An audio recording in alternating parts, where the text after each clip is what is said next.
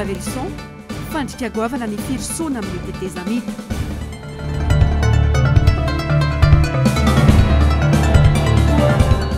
Ena misy formol mbola tsy voamarina.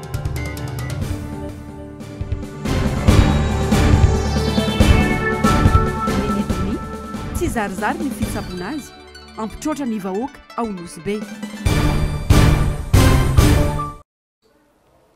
Faltafaraka aminao indray tombokilasy tongo vavy ato anatin'izao fampahalalam-baovao izao. Manatitra ny arabany manasanao tsy saraka aminay hatramin'ny farany. Pejiny raharam-pirenena avy hatrany afankasitrahana no natolotry ny filoha Marika Ravalomanana tamin'ny fahombiazany hetsika rehetra natao tao Toamasina sy Analanjorofo atambatra ho hevitra ireny ny fitarainan'ireo vahoaka andrafetana andrafitrasa hifampizarana ihany koa mandritra ny kongresy nasionaly antokotiko Madagasikara izay atao tsy ela eto an-drenivohitra. Fanadihadiana eo amin'ny sariny Mathieu Prince. Vita somatsara ny kongresy paritra izay nitaterahana teto Toamasina ety amin'ny faritra Atsinanana tamin'ny asabotsy lasa teo ary tamin'izany no nenokanyireo feon'ny vahoaka avy any amin'ny fokotany, avy any amin'ny commune, avy any amin'ny district. Tena azoko sara tsaina mahazon'ireo fantatra tena hitany masoko mihitsiny. Misy olona nandeha tongotra maro amina kilometra maro tonga taty. Misy olona tena nitaraina mihitsy alohan'ny mantso azy dia tena tsy maintsy nanao izy ionana izy. Nanatrika n'ity kongresy ity, ny atao kongresy aloha dia hoe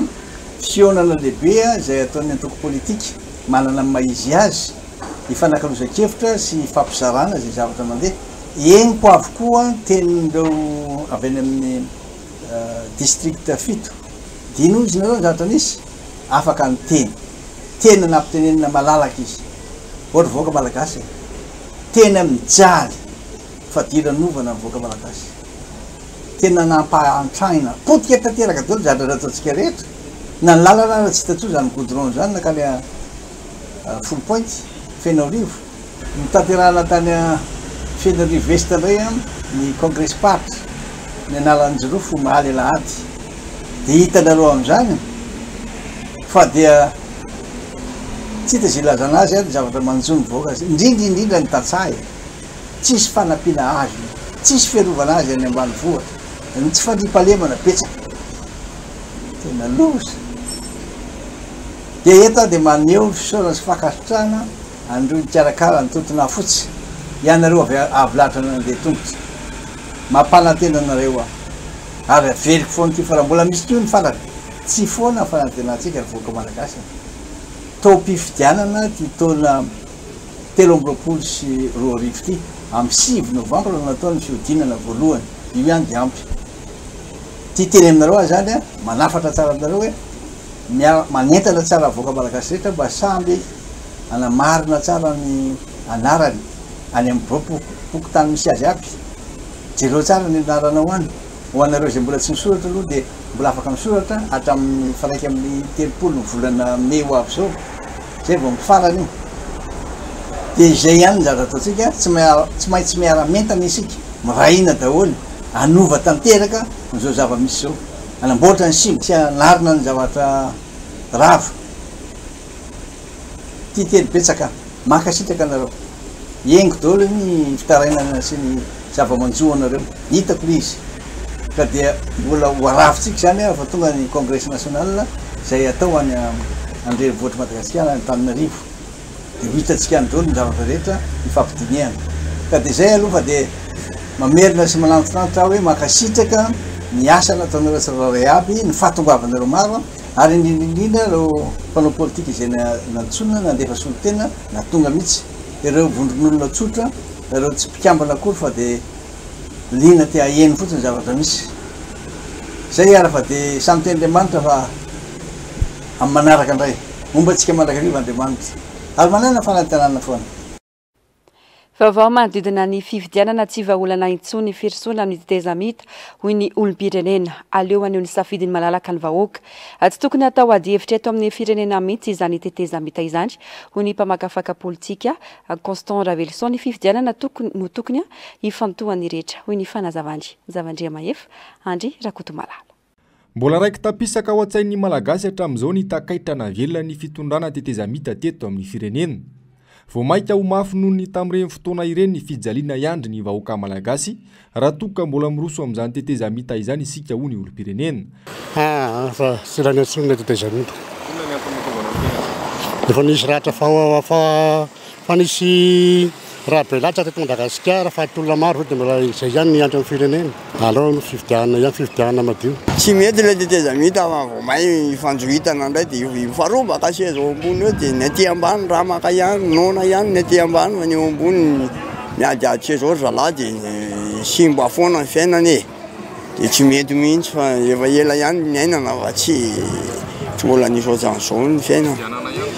Fifidianana ihany vahaolana amin'ity. Aleo ny vahoaka ny fidin'izay olona tena hitondra azy fa ny vahoaka ihany zany tsara an'le fiainan'le olona le hitondra antsika. Fandrika goavana ho an'ireo mpisehatra politika ny firosoana amin'izany tetezamita izany ho kosa ny mpamakafaka politika Constant Ravelson. Tsy hisy tombotsoa ho an'ny firenena sy ny vahoaka malagasy izay efa latsaka anaty fahantrana ihany koa satria tombotsoa an'olom-bitsy mpanao politika no mibahana ao anatin'izany. Fanodina resaka ny any amin'ilay tetezamita. Zany tetezamita zany dia karazana fitondrana zany. Ary tsy te halala an'izany tetezamita zany ny malagasy raha mbola hoe ana satria misy miteny hoe tsy teny ratsy akory zany. Tsy teny ratsy zany fa ratsy ny zavatra nentin'izany teto. Ny zavatra nentin'izany teto dia zao fampizara seza dia samy vakibalina samy manropaka zay ho ataony fond de campagne na fond an'ny parti samy mifampizara ministera dia hoe ny any zanaka nabavitry ny zanakavako rehetrarehetrarehetra ataoko hatrano mpamafatrano ary atao. Ka tsy any amin'ny tetezamita olona te hanodikodina tsy ampijery an'le hoe tiany tena hitoerany ain-dehibe ny firenena dia le resaka fifidianana, le resaka avotraina aingana ho an'ny vahoaka dia resaka azahoana manao adevitra malalaka amin'izay amin'ny fanorenana ny firenena, ny fampiavanana sy ny sisa. Zay no ndao edikevitra. Ny fifidianana madio mangarahara ary ekeny rehetra no lalatokana ahafahana miala amin'izao krizy izao ho ihany ny fanazavana. Mila rafitra mikarakara ny fifidianana madio sy ekeny rehetra ihany koa anefa izany fa tsy toy izao hafirafitry ny seny izao izay miandany amin'ny fanjakana. Mbola tsy tara raha miroso amin'ny fanadiovana izany isika ho i Constant Ravelson satria aleo mahita fitsipy-dalao mazava sy ekeny rehetra toy izay hanao fifidianana kanefa ny zava-misy tamin'ny taom-pifidianana teo aloha ihany no hitranga. Nalamafy ny solombavam-bahoaka no sady filohan'ny vondrena parlementaire Timo Androany fa tsy mila tetezamita ny antokontsika Madagasikara. Ny fanatsarana ny lalam-pifidianana ary ny fanatanterana ny fifidianana madio no tokony imasoana amin'izao fotoana izao. Germaine Menjanary, Taizena no mitatitra izay vaovao izay. Efa niarahany aina ny tetezamita sy firoarivo fa nampidika izy ny fiainam-bahoaka ka tsy izany mihitsy no ilingilingina apetraka eto indray. Ny fifidianana tokony irosoana. Io no nambara ny solombavam-bahoaka afetra Ralamozafimbololona Androany raha ny resaka makasika ny resaka ezana ahely fa iroso ao anatin'ny tetezamita i Madagasikara. Misy ny mpanohatra dia misy ny mpanohatra. Ny any fantatra dia izahay tiako Madagasikara ihany sy ny ao nivony RMDM. Izahay ho iaho teo mba fisiko ny teniko teo tsy mieritreritra n'izany tetezamita izany na kely varavety ara. Fa ny zavatra mitanjona sy ny zavatra efa namafisinay hatramin'ny faneho-kevitra izay renareo ny arantsika anandre tamin'ny anao manjery hoe fifidianana ny irosoana ahoana ny teti-bola satria mbola 45 milliards ariary fotsiny teo aloha teo tamin'ny LFI 2023 na ny lalàna feny teti-bola 320 iny izay ihany ny voasoratra tao dia nefa milaza manam-bola le fitondrana milaza tsy manam-bola dia tsy fantatra ho ihany fa za tsy mana zavatra ambara mihoatra an'izay ny anay fifidianana nefa alohan'ny irosoana amin'ny fifidianana mila mazava amin'ny fitsipy-dalao. Tokony hararotiny zao fotoana isiny ny fivoriana ara-potoana ny antemeram-pirenena sy olombavambahoaka zao ikitihana zay tokony hokitihana satria misy ny tokony hokitihana ao anatiny io misy ny tokony ho ambarana satria misy lesiko dia hararotiny sasany hoentina hanodikodinana ny voka-pifidianana zay zany le fanahinana zay nge zany matomy teny andre zavadray dia mba ny tsy atongavana mikorotana sy sanatria fifandonana zay mbola apletika indray an'le firenena na ara-toekarena amin'ny lafiny maro zay fotsiny le zavatra tsotra kely. Tsy hitondra sosy vahaolana ho an'ny vahoaka malagasy izany. Ny fifidianana ihany no manome zofeny ho an'ny vahoaka ametraka izay olona iveriny fa manana fahendrena hitondra ny firenena ihany koa koa nisy olombavambahoaka afeno rahalambomanana dia fa zavatra tsy tokony hiverimberina eto amin'ny firenena intsony zany satria hitantsika mitondra makay zany resaka transition zany mbola mampiembotra antsika lavitra be amin'ny efa zao efa fahoriana mangitsokitsika mianjady amin'ny firenena izao ka any raha hoe fitadiavana seza aloha ny atao amin'ny atokotiko Madagasikara tsy mitady an'izany fa zay andehanana ainga nanarina an'izao efa fahoriana mianjady amin'ny firenena atreto dia mbola mifamahafaho be ny lalakizorana sy hoavy politika ny Madagasikara raha ny zava-misy ho any antokotima dia mazava fa ny fifidianana ihany no lalana amoahana ny firenena amin'izao krizy izao fikitiana lalam-pifidianana fanadiovana ny senisy izay sy ny fifidianana madio ihany no azo ekeny fa ny ankoatr'izay dia tsy mpanamardrano ny fandarana miara-manonjy androany andevoarantsika ny fampitinana izay nataony avitra solondraibe sy taizinaina mahitsy ny miara-manonja manamafy ny tsy faneken'ny atokotiko Madagasikara ny ametrahana tetezamity ato amin'ny firenena tsy misy afa-tsy ny fifampidiniana sy ny fifidianana madio sy milamina ary lavitra ny alabato ny mila hifantohana izy tsy miresaka refonte izy tsy miresaka code électoral loi électoral izy tsy miresaka fomba fiasan'ny seni izy tsy miresaka fokotany tsy miresaka bureau de vote tsy manana souci amin'izany satria olole fangalatra fa itsika manana souci amin'izany satria itsika mametraka an'le recommandation ny voniny européenne tamin'ny 2018 mba hazona le élection libre juste transparente accepté par tous de miasa mafy tsika ary tsika koa tsy te ho voadona anatin'izany de tsika mioccuper terrain am'izao fotoana izao zay ngeny ny antony mahatonga atsika hoe atao inona tetezamity efa bolany ty ramsay kely ty de miala ary atao ny élection any amin'ny fanatsarana fifidianana ny everina fa tokony hiarahana mikiondoha mandamy mazy de mazava ny teny filomarika ravalomanana tsy mila tetezamita fa fifidianana no andrasany raha olona tena misaina zany ialo anatin'izao krizy zao de tonga de miazakazaka avy hatrany hoe io misy lalana afahantsika mivoaka fifidianana aingana be dankatomaty irangaty tsy maintsy mametra-pelana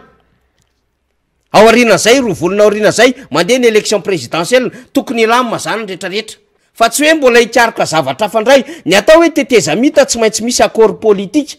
de miantona ny constitution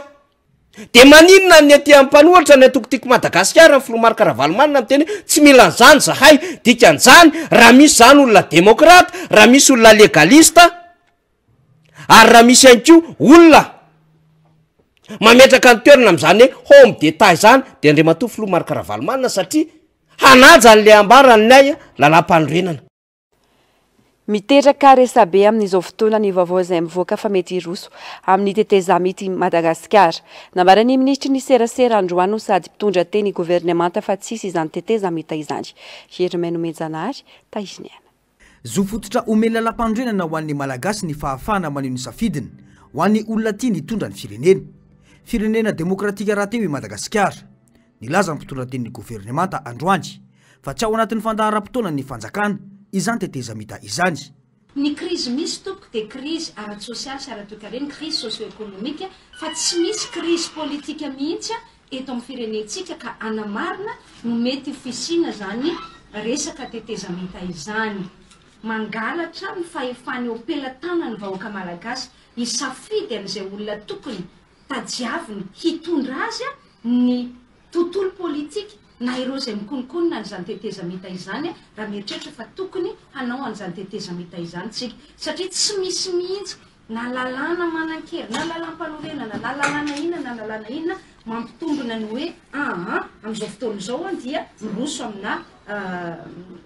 vanim-potoana na tetezamita isika ao anatin'izay zavatra misy apetrako tsara fa ny lalam-panorenana ny mame fahefana ny vahoaka malagasy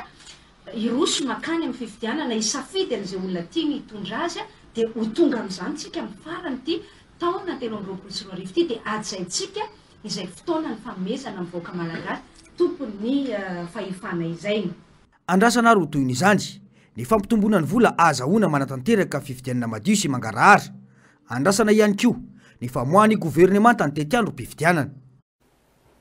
tanora mandray andraikitra sy mahafantatra ny tokony ho ataony izay no andrasana amin'ny tanora malagasy manoloana ny fanaovana politika sy ny fividianana. Etsika iray no tanterahany FES na ny Frederic Hebert Steve Tung atetsy Ankatso ny maraina teo ny fifanakaloza-kevitra narahina famelabelarana niarahana tamina tanora maro manodidina ny tanora sy ny politika izay. Ampisihatra maro no tonga nandray anjara ny fampizara tamin'ireo mpianatra ao amin'ny sampana lalàna sy ny ay politika tena antoerana nanangona izay vaovao izay avitra sondrebe sy mbola havatsara.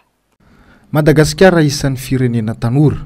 Mibahatoerana ny tanora amin'ny sehatra rehetra eto amintsika. Manana anjara andraikitra maro noho izany ny tanora amin'ny fampandrosoana sy ny fampiroboroboana ny firenena. Saika amin'ny lavilefina nefa ireo tanora manoloana izany rehetra izany raha tsy resaka fa tsy ny fomba fanaovana politika izay mampihemitra ny olom-pirenena amin'ny fanaraham-baovao ny fidirana mivantana amin'ny fanarenana ny fiainam-pirenena. Ny vokatry ilay fanatotoloana dia mieritreritra ny fandrosoana sy ny zava-misy ankehitriny. Raha ny tena marina aloha tokony tsy afaka misaraka fa misy fotoana zany ny ohatran'ny hoe lasa ankila-bao kely zany ny resaka politika fa ny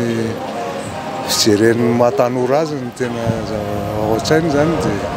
tsy dia liana ny akamarony moa zany fa tsy hoe izy rehetra. Tsy varinana ny politika izy fa mieritreritra ny amin'ilay hoaviny izy amin'ny fitadiavam-bolany. Ka ny fiainana moa politika foana ny fiainana ko tsy afaka misaraka izany ny politika sy ny fiainana. Tsy maintsy miaraka eo foana izay rehetra ataonany hoe politika daholo mitondra azy. Tafiditra ao anatin'ny tetikasa partisipa izay karakarain'ny FES dia nisy ny famelabelara-kevitra niarana tamin'ireo tanora mpianatra amin'ny lalàna sy ny ay politika ary ireo tanora mpisehatra amin'ny politika nanehoana ny mahazava-dehibe ny fidiran'ny tanora amin'ny politika.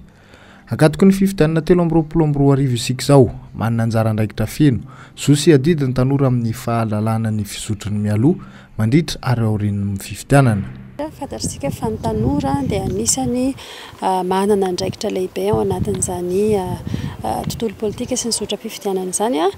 mbola afaka tokony manao tsara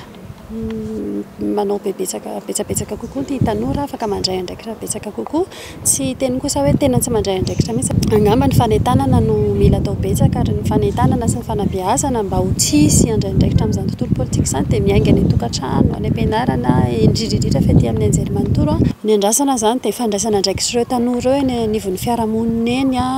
mba hafantatra ny tanora inona zavatra tokony atao fa maninona no mifidy ary indrindrindrindra ahay makafaka sy andinika alohan'izany hoe hifidy izany inona no antony hifidianana ireo tanora koa dia ampianarina dian'izao manana ny mba hanana ny heviny mba hanana ny ideoloziany ary anaja izany rehefa tonga ny andron'ny fifidianana. Fotoana fijoroana sy fahasahiana amin'ny fandavana ny tsirariny ny antso-jay ny ampimamby izao mila samijoro ny tanora malagasy anarina ny firenena. Ampelantanany malagasy ny safidy anarina na andrendrika lalina kokoa ny firenena amin'ity fifidianana ho avy ity. Lafim-baovao hafa kosa indray mbola manaraka fitsaboana ao amin'ny hopitaly ny Nosy-Be ny Donia amin'izao fotoana izao. Atao ireny didim-pitsarana nanameloka azy gadry avy 12 volana an-tranomaizina. Tsy zarizary tanteraka nefa ny fitsaboana azy. Raha ny fanazavana nentiny pitariky ny RMDM any an-toerana izay tonga ny tsidika azy tamin'ity herinandro ity. Ampitrôtra ny vahoaka ny Nosy-Be ny zavamisy raha tsy mandray fepetra ny tompona andraikitra. Ny zavandria Mahefa sy Andry Rakotomalala. Manambana ny hidina an-dalambe ireo mponina sy mpanaradia ny Nidonia ny Nosy-Be. Tsy misy antony tokony hitazomana azy any am-ponja mihitsy raha tena fitsarana madio no misy eto Madagasikara ho ny mpitarika ny RMDM Nosy-Be Elville Odon Kamisy. Eto za zegny tegnako manokana mahazanaka Nosy-Be za malagasy za araka koragna zay nazoko fionany zany tsy dikina mangizy tao tokony utsaraigny madiodio amin'ny tokony fahadiovany le taratasy tany fa tsy mendrika azy ary tsy tokony omeloko amin'izay sazy nomegna azy le sazy nomegna ny Nidonia raha tsy andray anjara nareo tompony andraikitra zay nampameloko izy idigny an-dalabe zay voaka Nosy-Be zay avany Nidonia tsy agneky izy idoko ao amin'ny hôpitaly be ao zay zaka misy Odon volanito. Mbola ao anatin'ny tsy fahasalamana tanteraka ny Nidonia amin'izao fotoana izao ary manaraka fitsaboana ao amin'ny hôpitaly. Tsy zarizary tanteraka nefa ny fitsaboana azy ho ihany ny fanazavana. Zany tsy diky izy tao tegna ny manahirana izy volagny zegny tension ny manahirana izy ao voto mivonto tegna ny mivonto ao zegny tsy hoe tsy hoe place tsy normal namiagna izy fa hitako fa tsy mendriky apetraka ao izy tokony adoso izy mody amin'ny tanàna anany mitsabo vatananany mba isitrano aleo izy mody velo karaha izy miala ao maty. Raha tsy ivona dia efa ho 10 volana mahery no tanàna tany Amponja iny Indonesia vao nivoaka ny didim-pitsarana nanameloka azy gadra mandritra ny 12 volana hatamin'ny 15 aprily lasa. Fifambizarana traikefa fahaizana ary fahalalana ho fisoroana ny krizy sy ny fanelanelalana no iarahana ireo mpisehatra eo amin'ny firaisamonim-pirenena aty amin'ny ranomasimbe indianina atanjona ny sy ny filaminana sy ny famarina toerana amin'ireo firenena mikiambana ao anatin'ny komisiony ranomasimbe indianina fanatsiatiana. Pampanelina kolosy amina tranga tsy fahaiza mitantana herisetra miatra amin'ny vahoaka misy ao aminy ampimamaka sy kolikoly ataona tambazotra fanetri-be ny firenena sombiny amin'ny asandrasana amin'ny firaisamonim-pirenena ireo ary fanina amin'ny fametrahana filaminana sy fahamarina toerana eto amin'ny firenena amin'ny lafiny maro manana anjara toerana goavana amin'ny fisiny izany ireo firaisamonim-pirenena. Ny COI ma organisation intergouvernementale dia tsy maintsy mametraka natao hoe valeur ajoutée ao anatin'ny asany. Valeur ajoutée izao entinay dia ny partage d'expérience, ny resaka renforcement de capacité, ny échange entre les pairs ary ny objectif zany ataoko hoe tanjonay dia ny afahan'izy ireo satria raha ty formation atelier ty zao dia mandray anjara amin'ity daholo ireo firenena izay mpikambana atao amin'ny COI ka ny tanjona zany dia afahan'izy ireo mifampizara traikefa fa tsy ho an'ny firenena anankiray ny anay zany tsy dia ataoko hoe mifantoka loatra amina firenena anankiray fa ho amin'le ma-action régionale zay dia ny firenena mikambana ao anatin'ny COI rehetra miara-miasa fa tsy dia mifantoka loatra amin'ny hoe tsy maintsy ampiana manoka Madagasikara na ampiana manoka ny Seychelles. Aritra 4 volana ny fanatanterahana tetikasa izay novatsian'ny AFD na ny Agence Française de Développement vola hatramin'ny 20 tapitrisa euro 30 izy ireo nandray anjara tamin'ity atrikasa ity nahitana solitena avy Madagasikara, Maurice, Seychelles ary Comores. Nanao valandresaka ho an'ny mpanao gazety androany teo anivon'ny CDES nambaran'izy ireo nandritra izany fa mila foazina ny ampopony ireo manampahaizana na ny elita mba handray andraikitra eto amin'ny firenena. Germaine Mejanary sy Tairnena. Nivoaka tamin'ny fanginany ireo avaram-pianarana eo anivon'ny CEDS na ny Centre d'études diplomatiques et stratégiques nandritra ny fampafantarana ilay etsika fanakalozana izay ho ataon'izy ireo antomasina ny 7 volana May ho avy izao. Nandritra ny 20 taona nisiny dia nanao fokonan-dosy adevitra momba ny zava-dratsy izay manimba ny firenentsika ny CEDS hoy ny fanazavana. Satria rehefa tapa-kevitra isika hoe ny sehatra rehetrarehetra tokony hanao izay tandrify azy araka ny lalàna ny fanentana amin'ny tsirairay avy dia mino izy hoe fa samy anatanteraka ny vina sy ny andraikitra tokony ataony ny institution antsika rehetrarehetra ny raha resakitsika hoe ny santé sy ny sécurité tokony zany hoe anaraka an'ilay zavatra efa nomanina daholo ny rehetrarehetra ary iny ny vahaolana anisan'ny voalohany indrindra. Resaka indray mahakasika ny territorialité tokony ho raiki-tapisaka ao anivontsika ny fandraisana andraikitra mahakasika ny fijerena amin'ny lafiny ara-drariny sy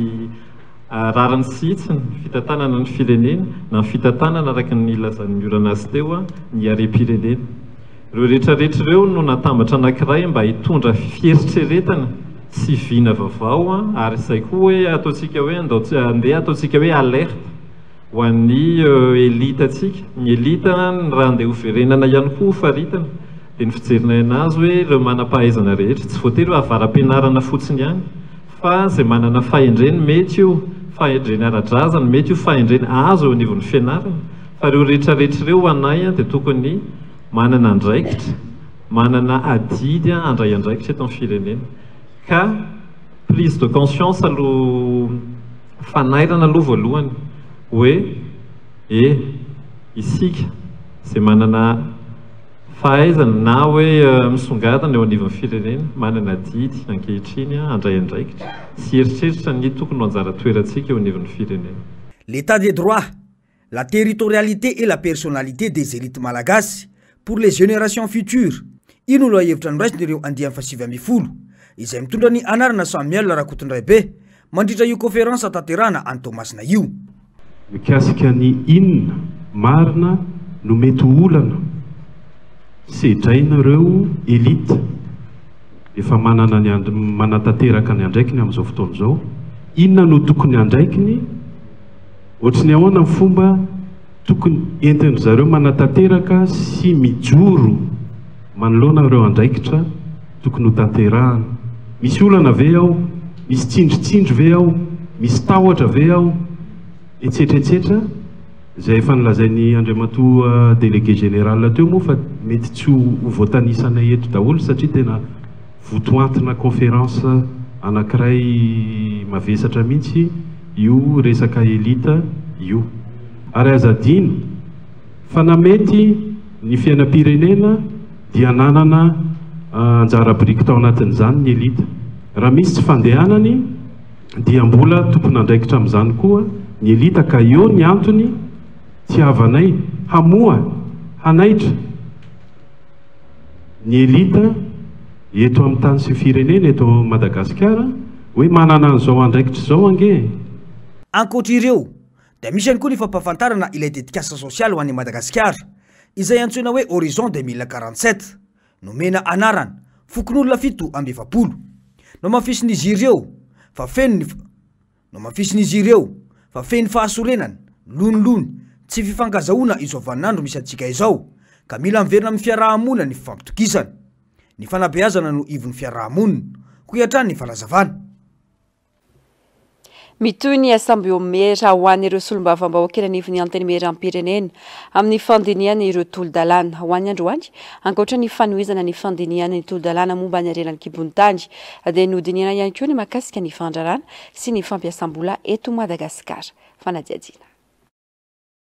Ny alatsinainy fa 5 ny volana Mey izao no olanina amin'ny fivoriana azon'ny be sy ny maro atreny ilay tolo-dalàna mahakasika ny fandraharana sy ny fampiasam-bola eto Madagasikara. Voaterina emitra nefa ny fandinian'ny vomera azy ity satria mbola tsy hitan'ireo mpandraharaha sy ireo solombavambahoaka ny pitsopitsona andininy ao anatin'ilay tolo-dalàna. Ny tena zava-misy dia najournena ny fandiniana ny lalàna io satria na ny antony mbola tsy voadinika miaraka amin'ireo mpandraharaha akory ilay volavolan-dalàna izay atolotry ny ministera kanika fampiresaka raha za manokana dia fampiresaka tamin'ireo olona ny mpandraharaha dia zareo mba niangavy alao andinika n'ity volavolan-dalàna ity zay vao mba ameny hevitray ary za manokana dia hitondra ny hevitry ny mpandraharaha eo anivony aty amin'ny era-pirenena satria ny mpandraharaha no mamelona ny firenena anisany tena mamelona ny hain'ny firenena ka ilay olona ho proposena lalàna zareo indray ve tsy mahalala ny lalàna tolotra azy dia hoy hoe tsy rarany zany ka dia nangataka za manokana zay nangataka an'izay hoe ahemory ity fandiniana ity alao diniana ambony latabatra miaraka amin'ny tena olona concerné zay vao andinika azy andany an'ilay lalàntsika. Mila fanatsarana ny lalàna momba ny fampiasam-bola io sy ny fandraharana eto amintsika ho hiatrany ity solombavambahoaka ity saingy mila fitoniana tsara izany mba tena hitondra tombotsoa ho an'ny vahoaka malagasy. Miditra amin'ny andro faharoa ny fandiniana ny tolo-dalàna momba ny arenan'ny kibonitany eny anivon'ny anteny meram-pirenena tsy mifandanja ny fitsinjarana ireo tamberinbidy raha ny voalaza ao anatin'ilay tolo-dalàna ny tombo 500 isanjato izany raha 200 teo aloha dia lasa 500 ankehitriny ary ny fanjakana foibe no mahazo tombony amin'izany. Isan'ireo niatrika izany teo anivon'ny firaisamonim-pirenena Alliance Voargasy ka nitondra ny heviny mahakasika ity tolo-dalàna ity. Germaine Menjanary tahiriny anatrany. Ny vola tokony hiditra amin'ny vondrom-bahoaka eny fotony no tokony amafisina tsara ao anatin'ilay tolo-dalàna io ary tokony ireo toerana anaovana ny fitrandrana no migoka voalohany tamberin'ilay fitrandrana ao aminy izay vao nikitapim-bola mpanjakana foibe hoy ny filohan'ny Alliance Voargasy momba ny tolo-dalàna ho an'ny arenan-kibonitany izay mandeha eny anivon'ny anteny meram-pirenena. Les expropriation amin'ny tanin'olona sy fananan'olona amin'ireny zany dia lasa systématique nefa le izy tsy d'utilité publique le zavatra ampiasaina rehefa avy eo fa privé. Zay ihany anisan'ny zavatra anankiray tiana takiana ihany koa. Ny sasany koa dia misy ny resaka momba ny environnement amin'ny ankapobeny zany zay koa mila petraka zay hoe efa nifanikena moa le izy fa zany hoe amin'izao zany misy proposition de déclassement angatahany minina ihany koa ho an'ireo aire protégé zay hita hoe tsy misy efa tsisy nininana tsony zany eo amboniny. Tokony atsaraina koa ny lalàna mahakasika ny fanondranana ireo arena ireo any ivelany ho hiatrany ny fanazavana. tena angatahany indrindrandrindra dia ny perception an'ireny redevance sy ristourne ireny à la source amin'ny akapobeany mantsy ny fangalana vola eto amintsika zany any amin'ny faritra ohatra dia tonga dia miakatra aty amin'ny trésor foana zay vao miveriny dia ny angatahanay zany tokony perceptible à la source reny zavatra ireny fa tsy misy an'izay miaka-midina zay foana moa zany.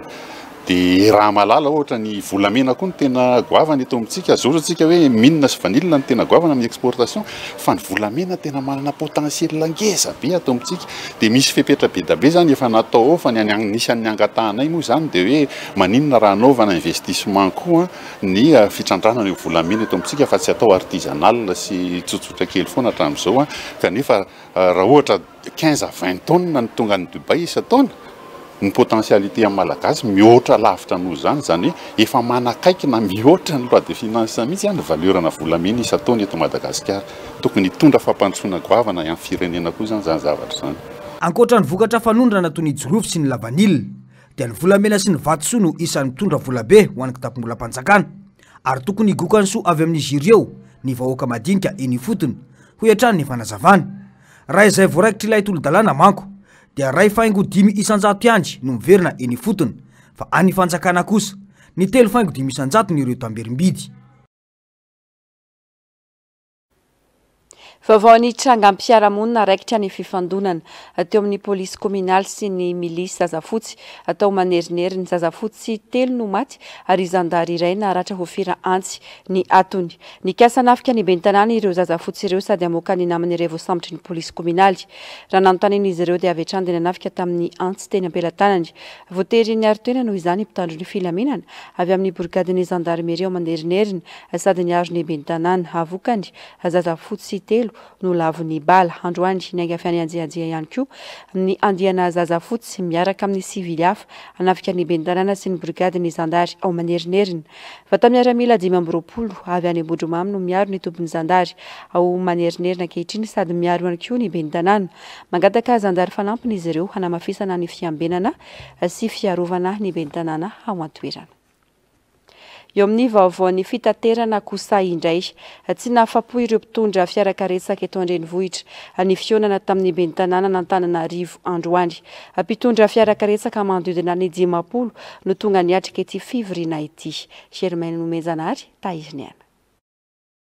Tsy azo nalaina sary ary tsy afaka nanao ny asan'ireo mpanao gazety tonga anangom-baovao nandritra ny fivoriana sy ny fionana teo amin'ny bentanana sy ireo mpamily fiarakaretsaka eto an-drenivohitra. Fionana izay natao teto Mahamasina. Tsy ny antsasaky ny mpitondra taksi no tonga niatrika ity fionana ity. Nanitrikitrika ny fikambanan'ny mpamily taksi mivondrona ao amin'ny FTAR fa ny fanafanana ireo taksi moto aloha no tokony iroson'ny komina raha te amany olana ny taksi eto Antananarivo ny bentanana. Ny fotoana tamin'ny 7 fanomezana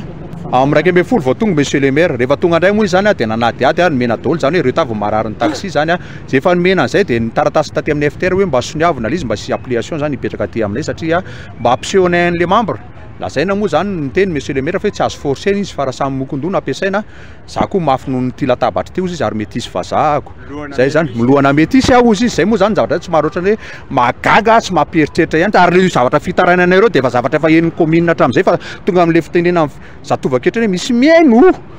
zay le izy dia gaga zay ary nametraka fanontaniana monsieur le maire mihitsy hoe tamin'ny anao vao ilatsaka hofidiana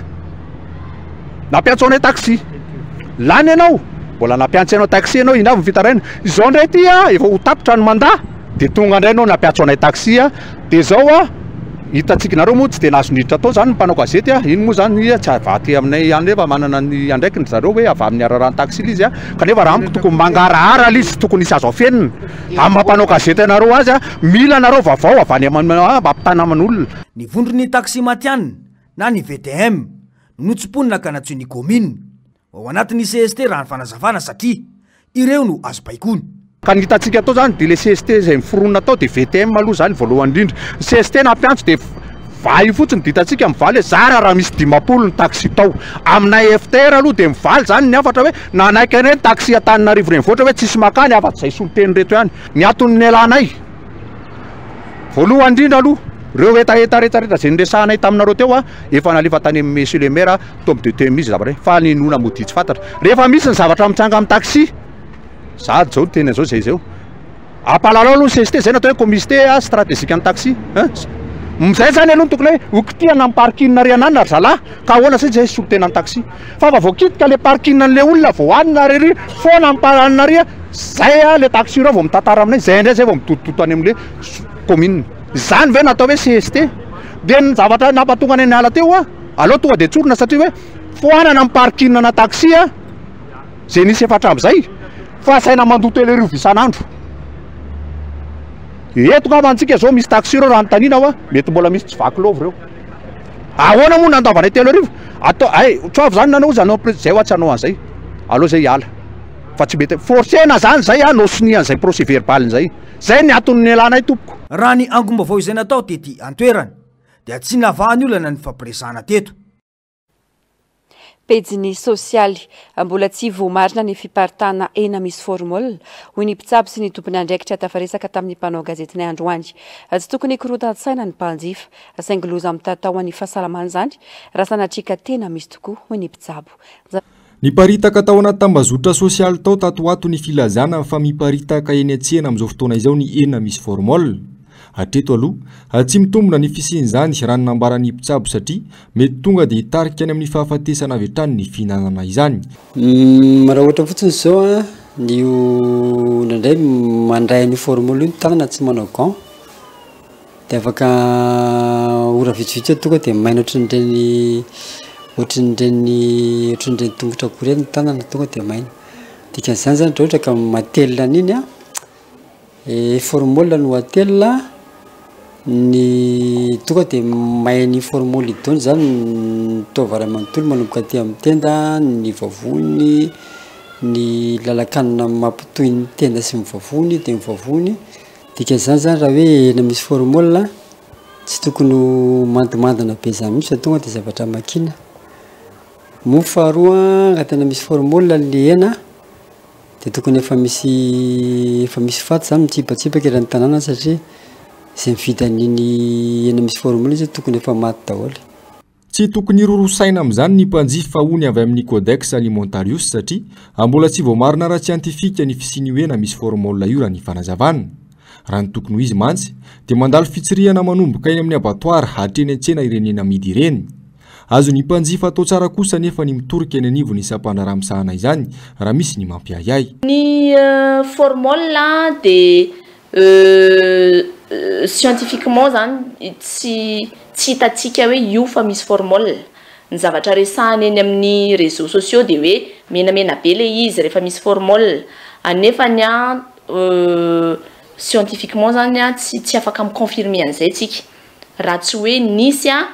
prélèvement natao dia nisy analyse dia nahitana hoe misy formule ilay ena zany hoe ny tiana tongavanao anatin'izay zany hatreto aloha dia tsy mbola nisy confirmation mihitsy ny hatreto hoe nisy formule ny ena izay amidy eny an-tsena amin'izao fotoana izao faharoa manentana ihany koa atsika mpanjifa raha ohatra mahita tranga mampiaya mety mieritreritsika hoe menamena be le ena ohatra dia mieritreritra hoe misy formule dia manentana atsika zany mba anantona ny tompony andraikitra mahefa alohan'ny ampielezana an'ilay vaovao manara-maso akaiky ity tranga ity avy eo anivon'ny ministerany fiompiana raha ny voalaza mafisina ny fanara-maso ireo ena amidy eny an-tsena amin'ny alalan'ny fanomezana toromarika ireo mpitsabo biby na ireo dokotera veterinaire miasa eny fotony azo ny mpanjifa ihany koa nefa ny mijery sy manara-maso ilay tomboka semanga amin'ny ena hanamarinana fa tena nandalo teo anatrehany veterinaire tokoa ny ena amidy eny an-tsena manandanja amin'ny fahafana amin'ny fanenany eo amin'ny sehatra iraisam-pirenena ny fisitrahan'ny orinasa fampiofanana mikasika ny fifanarahana ara-tsosialy mitoy ny fampiofanana ataon'ny FMFP ny tahiry fa matsimbola malagasy ho an'ny fiofanana arakasa toa hoanan'ny OIT na ny fikambanana iraisam-pirenena momba ny asa afitra solondrabe simbola havatsara maro amin'ny orinasa malagasy ny tsy mametraka mazava ny fifanarahana ara-tsosialy hitantaratra izany amin'ireo orinasa voasokajy Omano Travail à la chaîne izay ahitana fitarainina maro sary voaosy ny zon'ny mpiasa anatsarana sy ametrahana lenta ahafahana miditra amin'ny fifaninana iraisam-pirenena dia nisy ny fampihofanana orinasa misehatra amin'ny zaitra miisa 7 izay notoloran'ny FMFP taratasy fanamarina fahavitana fiofanana. Izy ireo indray avy eo no hivelatra amin'ny orinasa hafa mba hisiany fifaninanana arak'asa amin'ny leta iraisam-pirenena. Mahakasika tokoa an'ilay hoe conformité sociale izay misy fiantraikany makany amin'ilay compétitivité internationale amin'ny entreprise tsirairay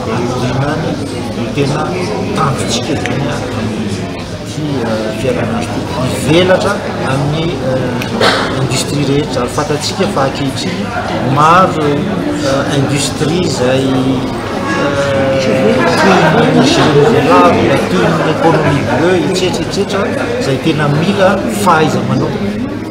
Aza amin'ny fahaiza-manao zany tsy feno raha tsy misy ny atao conformité sociale izay ahafahantsika miatrika ny fanany iraisam-pirenena. Zay zany dia tena tanjona ka any amin'ireny tena fahaiza-manao sehatra fantoko amin'ny hoavy. Firenena telo no misitraka tetikasa aty Afrika. Manana tombony amin'izany isika eto Madagasikara. Tetikasa izay tohanan'ny OIT. Le programme BTOR est présent seulement dans 3 pays en Afrique. Madagascar est très privilégié. Dans ce sens, avec le Fonds malgache pour la formation professionnelle, nous voulons promouvoir le secteur industriel pour que celui-ci soit non seulement créateur d'emplois décents et de qualité, mais aussi que ce secteur soit innovant, soit durable, soit inclusif et résilient, en intégrant les techniques, les nouvelles technologies, le changement climatique, le changement démographique, et tout ceci pour faciliter à ces industries de faire une transition juste. Ça veut dire une transition qui intègre le volet économique, qui intègre le volet social et évidemment le volet de compétitivité. Manamafy ny fanohanan'ny orinasa malagasy ny OIT amin'ny lafiny maro. Tsy mitsatra ny fiara-miasa mba hisian'ny fiakaran'ny leta sy ny fanarahana ny fenitra eo amin'ny sehatry ny asa izay hatrany. Pejy kolontsaina azo atao tsara ny manentana ny olom-pirenena hitandro ny tontolo iainana amin'ny alalan'ny fampiasana ny kanto. Manana anjara biriky lehibe amin'izany raha teo ny mpanakanto. Isy ny etsika karakaraina fikambanana iray makasika izay. Zavandria Mahefa sy Andry Rakoto Malala. Ny fahaizana miara-miaina sy mitrandraka izay manodidina antsika no ahafahana mivoatra sy manova zavatra ho ireo mpanakanto misehatra amin'ny zavakanto isatsokajany. Azo atao tsara ny mitandro ny tontolo iainana amin'ny alalan'ny toe-tsaina tia karokaroka sy mitady zava-baovao. Inona le tena kombatontsika, inona le zavatra voizintsika, dommage ihany le satria lasa mamerina copier-coller fotsiny ao avy zany ny problème kolontsaina eto Madagasikara sao efa mamerina copier-coller tsika, tsy zavatra tena famoronana tsony. Tsika zao manana fako be da be, ordure be da be, hitantsika mivakokiny ely izy, tsika mbola vidany amin'ny somotra zany efa Madagasikara amin'izay nalaza amin'ny fomba hoe même système D même amorona amin'ny zavatra io. Aiza zao izay fahaizana izay ankehitriny sasasanatsika ankehitriny zao raha tamintsika mbola kely rehetra milalao tomobile amin'ny kapô ohatr'izany tsika mividany amin'ny soa ankehitriny fa tsisy tsony izay fa fomba fikoloana saina zay le verenaka toy le aralo dia fikoloana saina sy fifampizarana na tsara na ratsy fa samy mahatsapany tsika rehetra. Manana andraikitra goavana amin'ny fiarovana ny tontolo iainana ihany koa araka izany ny mpanakanto afa-tsy voatery mijanona amin'ny asa maha-artista fotsiny ihany. Izany indrindra no nahatonga ny fikambanana antson'ny tontolo miaina hikarakara hetsika ara-javakanto mifandraika amin'ny fitandrona ny tontolo iainana eto amintsika. Ny fiovan'ny toetrandro dia fantatritsika rehetrarehetra fa tranga tsy azo laviny. Afaka mandray anjara ny tsirairay. Ary antson'ny tontolo miaina dia mandray anjara eo amin'ny zavakanto amin'ny fanohanana ny fiarovana ny tontolo iainana sy ny natiora manodidina antsika. Ho tanterahina ny 20 Mey hatramin'ny 5 Jona ho avy izao moa io hetsika fampiratiana karakaray ny antson'ny tontolo miaina io. Asio maro samihafa no andravaka ny hetsika toy ny sary, ny mozika ary ny sary mihetsika. farany eo amin'ny maresaka avy any ivelany mienjana ny fifandonany eo amin'ny milisy sy ny miaramila Soudanais miaina anaty tahotra sy ny tsy fisian-tsakafo ny mponina manay ny amin'ny tsy hitsarany ady ny firenena mikambana nateo aza ny ezaka nataon'izy ireo hisy ny fitsarana ny ady eo amin'ny rotonda hafitra Soldrabe Taïnienne eo amin'ny sariny Euronews. Au Soudan, au moins 750 personnes ont été tuées. Farafahakeliny 570 no maty hatramin'ny nanomboan'ny ady tany amin'ny tapaky ny volana aprily teo ary 5,000 ireo naratra. Mandositra ny ivelan'ity firenena ity sisany vahaolana hitan'ireo mponina Soudanais ilarana ny mofo sy ny sakafo tsy mbola misy fiafarana tamin'izao ny ady ao Khartoum. Misy amin'ireo mponina any an-toerana ny voageja ao anatin'ny ady misy eo amin'ny milisy sy ny miaramila. Raha ny tarehimarika farany dia manodidina ny fitetsy ireo nitsoaka noho ny ady. Misy amin'izy ireo nitavelany amin'ny sisin-tanin'ny Tchad, ilaza ny ONU na ny firenena mikambana fa mila $770 ny famatsim-bola hanampiana ny famonjenaina mba hahafahan'ny olona nafindra toerana ho velona mandritra ny volana vitsivitsy. Mbola manahy amin'ny fitsaran'ny ady araka izany ny firenena mikambana na ny ONU. Et chargé dans cet avion à Dubaï. Fandarana ahona marina Global News avy hatrany no raha inoto ny mazatra ohatrin'izao fampalalam-baovao izao ny horonan-tsary indray miseho mitondra ny lohateny hoe Don't Look Up dia ny kosmika kosa no arahina eto amin'ny fahitalavitry ny NBS amin'ity alina ny talata ity ny tenako mametraka ny veloma mandrapitafa tony kilasy tongovavy ho amin'ny rampitso indray.